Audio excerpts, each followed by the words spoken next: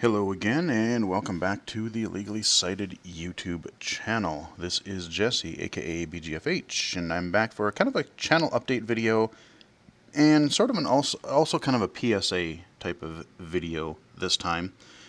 Thought about doing a sort of a channel update earlier this weekend as I'm recording this, but I just wasn't sure really what I wanted to chat about. I've been trying to do these maybe once every month or two just to kind of keep people up to date on, what things are going on the channel and on my streams and all that kind of stuff, kind of things that might be happening. So, yeah, since I last did one of these, we've had E3 last month, beginning of June.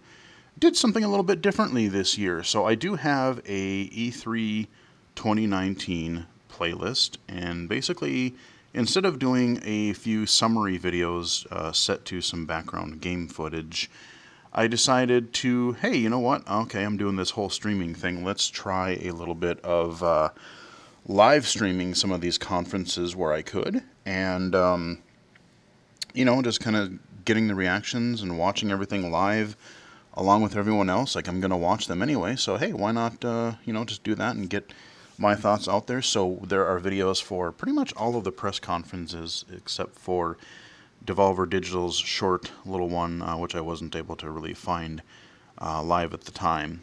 But we have ones for part of EA Play. I have one for Microsoft, of course.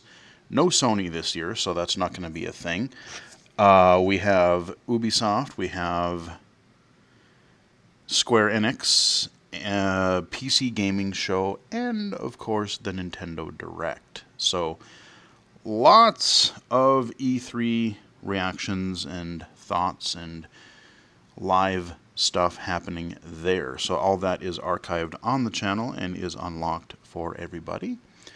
So yeah, last month was pretty busy as far as game releases and E3 and all kinds of other stuff happening both at work and just for the channel and all kinds of other things. So that is all there. And for those of you who are new to the channel, I do update every Wednesday and Saturday for sure. Those are my regular schedules.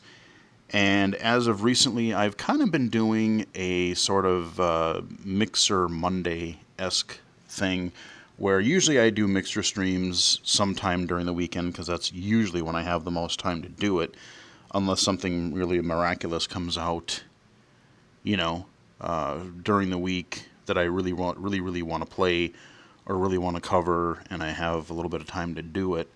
So typically I go live on the weekends. You can follow me on Mixer, mixer.com/BGFH, of course.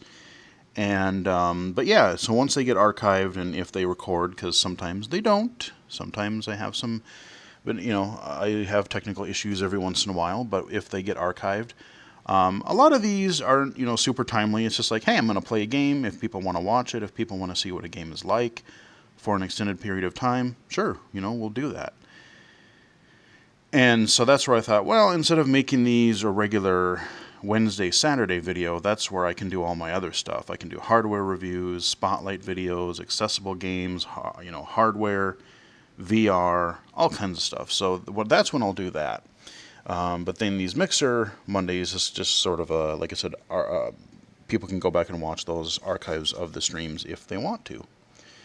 And if I do a Mixer stream, I may also do, especially if it's a game that I really want to draw people's attention to, I still might do a spotlight video or some kind of a thing for that. So a lot of things happening there. And again, thank you to everybody who has subscribed and commented and liked the videos and all that kind of stuff.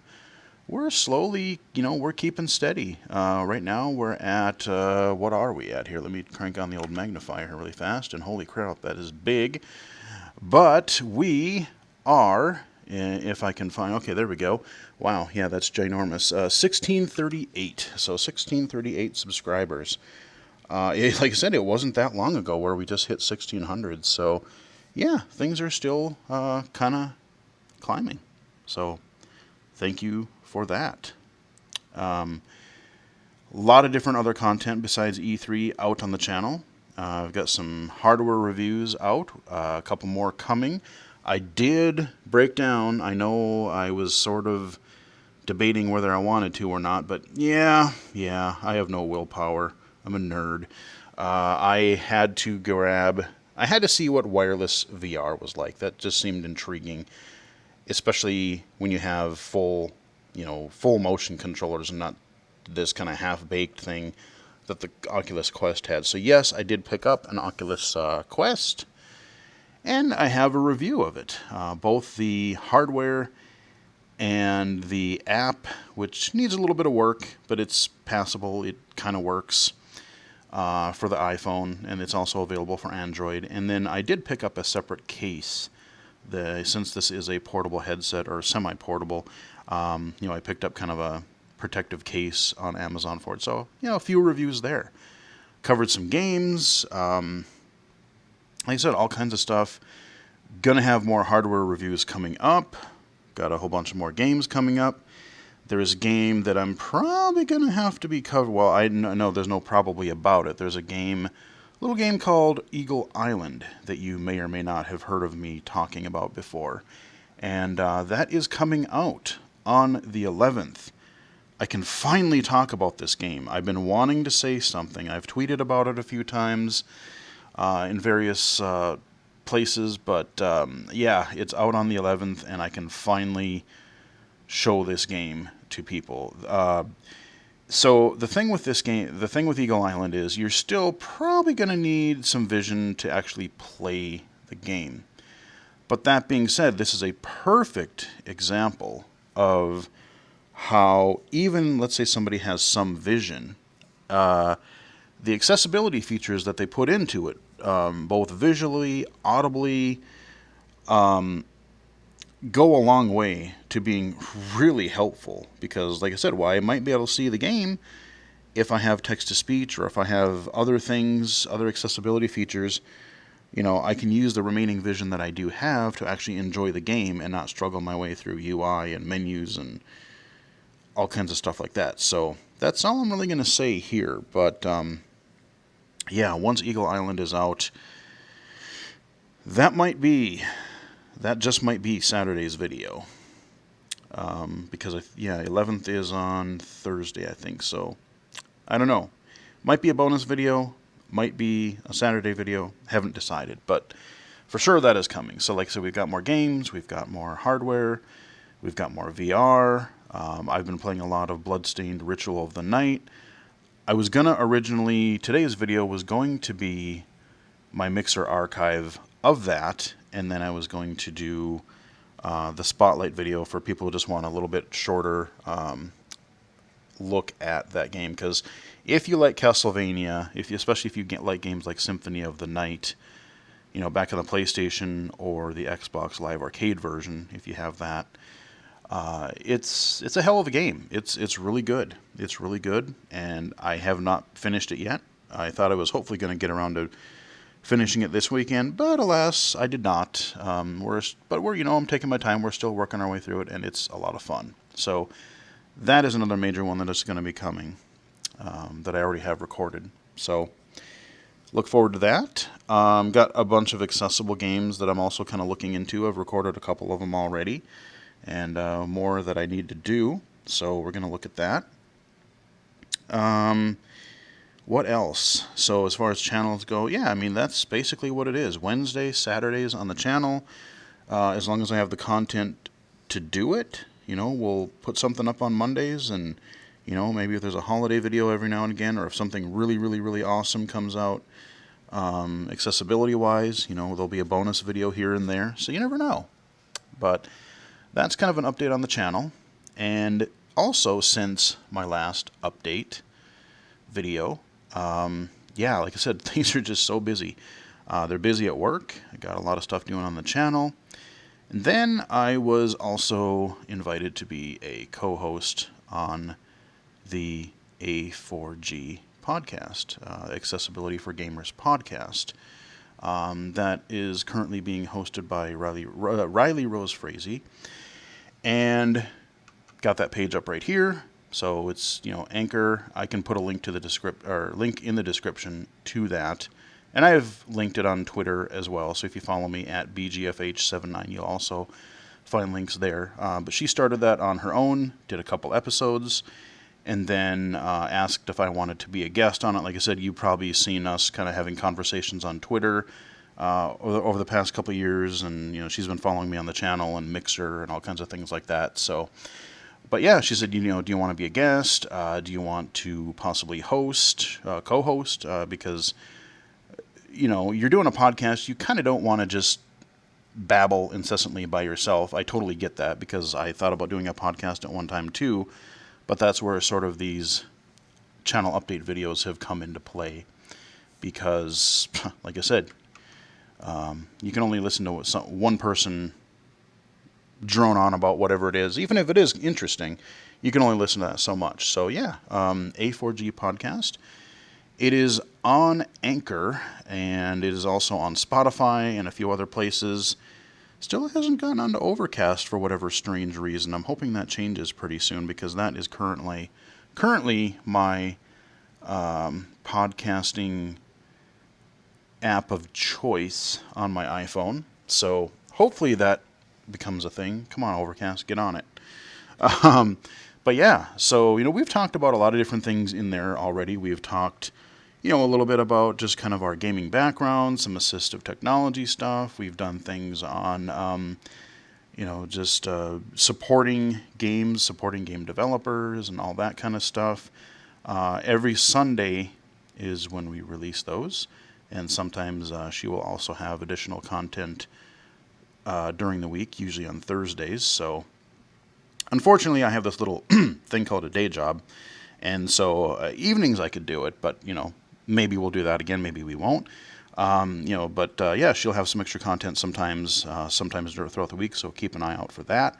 But yeah, we've done all kinds of topics. Yesterday we did one on disability representation in video games. You've heard me talk a little bit about that on the channel, covering things like Beyond Eyes, or Perception, or The Quiet Man, or all kinds of different things. There's been actually a fair number of disabled characters, and especially like disabled protagonists, that kind of thing, in games as of the last couple of years, few years. And how well did they do? Well, yeah, just go check out the podcast, and you can find out.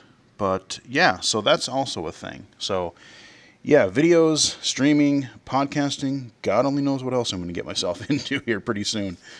Speaking, I have done a couple of other podcast appearances. Blind Bargains Cast, we talked about E3 a little bit. Talking about VR on Brandon Cole's podcast, coming up here probably in a week or so. So I've been a few places, and if you are a developer, or if you're someone like that who wants to kind of chat about game accessibility, that kind of a thing, you can reach out to either Riley or myself, and we can try to figure out what we can do to get another interview on the podcast. So, yeah, busy as ever. But yeah, I think that's pretty much it as far as a channel update. So the other thing that I wanted to chat a little bit about today is kind of a PSA, kind of a just a cautionary thing out there. I know a lot of people probably know this already, but it doesn't hurt to really say it, because there's a lot of crap out there nowadays. You've got these robocallers that are just amazingly annoying. You have spammers, you have these spoof accounts, you have all these different things trying to, advertise to you or get you to give up your information somehow. And I was told this morning of I haven't actually seen, I don't think I've seen this particular one as of yet, but I've seen many, many others. But I was informed of this YouTube scam that's going around. So they try to target YouTube creators, and they send you an email that claims to be from YouTube support, and they're like, "Oh yeah, well, we need you to do this survey and put in your username and password and blah blah blah, because otherwise we're gonna have to close your channel or whatever." Just some kind of scare tactic to basically fork over your information. So, but basically, of course, that is a scam.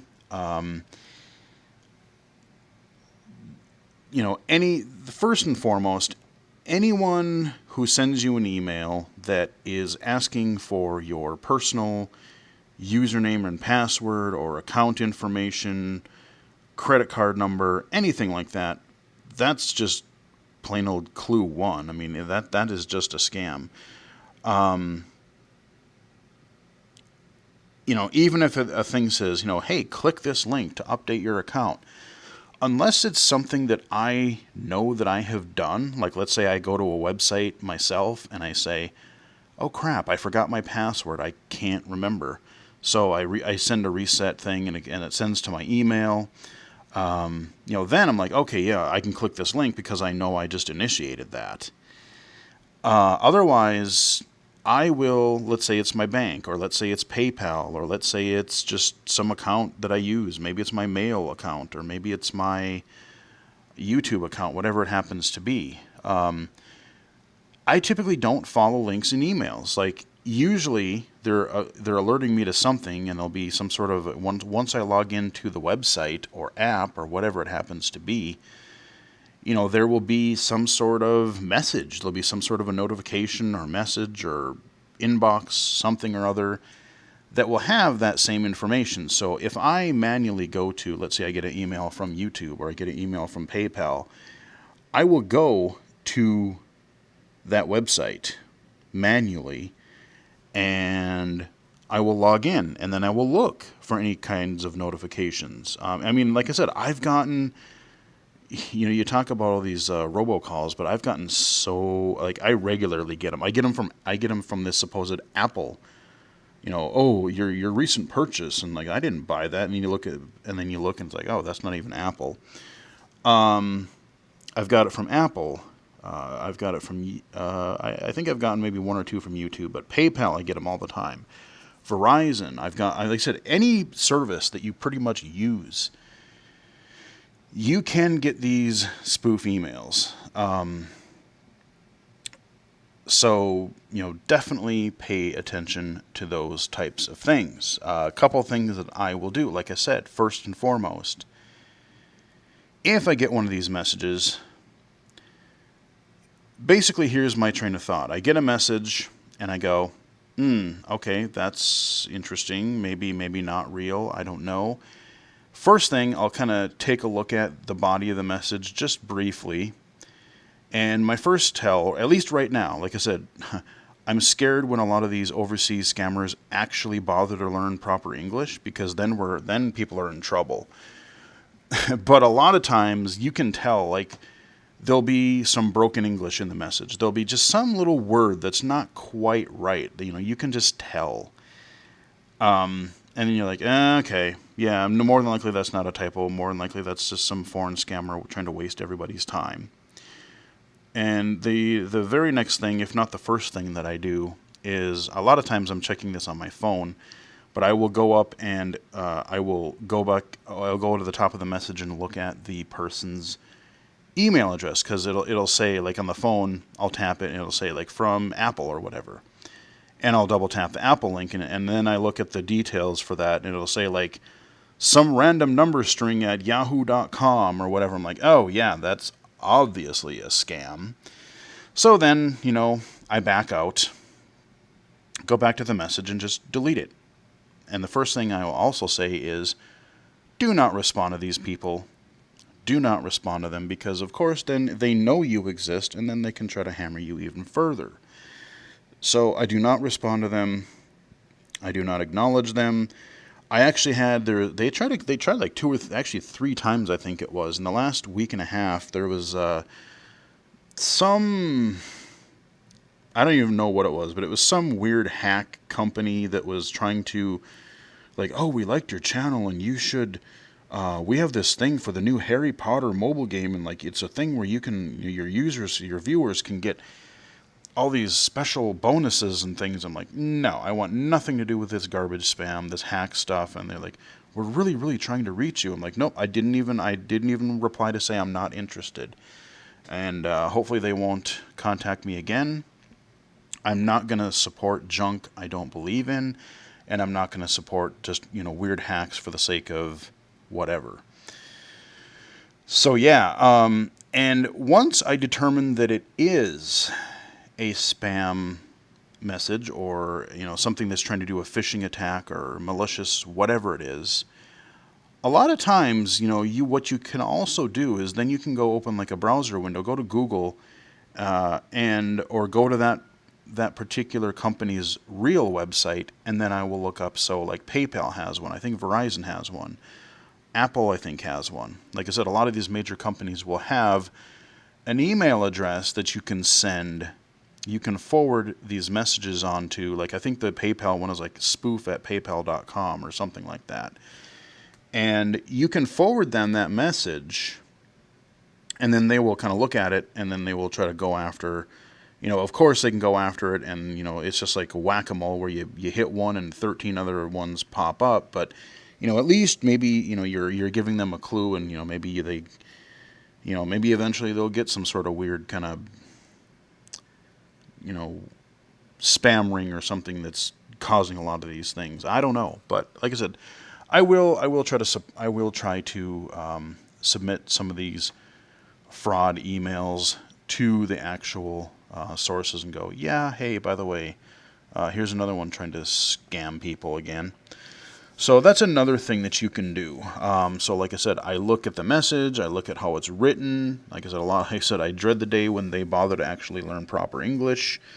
Because right now it's pretty easy. I'm like, oh yeah, sure, you're Apple and you need my account information because I don't remember how they word it, but it's kind of laughable actually.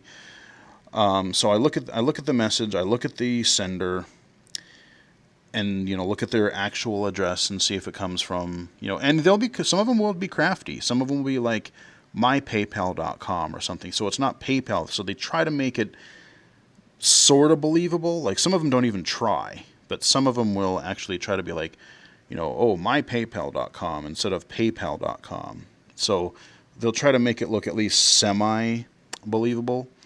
And then, of course, like I said, if someone is asking for your username, your password, your credit card number, account number, whatever, I mean, there's been times where even I've called my bank to be like, hey, was there a purchase made, or did somebody do this kind of a thing? And like, I verified that everything, in fact, was okay with my account. And if you do that, a couple other things you really would want to do is, maybe change your password. If you think you've been hacked, if you think somebody got into your account, change your password. And I know it can be a real pain in the ass. Trust me, I know it gets old. But two-factor authentication, not a bad idea, because if all they got to do is sort of somehow get your login and then they're in, that's all they need to do. But if you tie that to your phone number, if you tie that to another email address, you tie it to something, a lot of times a lot of them will send you a text message as an option. So, and then you put in a number. It's a good idea. Two-factor authentication. I have that on as many sites as I possibly can, because then at least, it's still possible for people to get at it. Of course it is. But at least they have to take that extra step to really work at it and go, do I really want to bother? Like I said, yes, I know it's a pain, it's annoying. Every time I log into Google or every time I go into iCloud to do something, I got to verify, I got to put the Apple verification code in, or I got to get a text message from Google or whatever it is. But like I said, it's just another precaution that is definitely worth investing in. So, those are a few things that I do. I might have missed one or two there, but like I said, checking the body of the message, don't reply, don't acknowledge them. If you have to, Go to the website and check it out. See if you get an alert or a notification. Maybe you got to call the company and verify that everything you're okay with your account. Check the email address, and you can tell that it's bogus. Maybe report that email address to the proper company and say, hey, there's some dink over here that's that's trying to scam people. So those are just a few things that you can do. Two-factor authentication, while it's a pain, is still worth it. It's still a good idea. But yeah, so that's just kind of a little sort of a tip PSA sort of a thing that, like I said, these things are everywhere. You get robocalls, you get these emails, you get these, I don't think I've gotten any spam texts yet, but that wouldn't surprise me if that's a thing. So yeah, that's kind of a channel. That's kind of the update. Lots of things coming to the channel. Lots of stuff happening. Got a podcast gig going. I really got to update my website. You can go to illegally-cited.com, and I'll put links to all of these other appearances, like being on the Blind Bargains cast and the A4G podcast, co-hosting, that kind of a thing. I'll put all of those things there, but I just haven't done it yet. One of those things that I really need to do soon. But yeah, you can wrap it up. We'll wrap it up here. You can follow me, of course. You can like the video, subscribe, tell other people. You can follow me here on YouTube. You can follow me on Twitter at BGFH79. I'm pretty active there. Mixer.com/BGFH. Again, I do stream usually on the weekends, but every once in a while during the week. IllegallyCited.com. And all that stuff. I think that's pretty much it. Hope you guys enjoyed the video. Hope you found that last section helpful, at least. Hope that helped. And until next time, I will chat with you guys in the next video.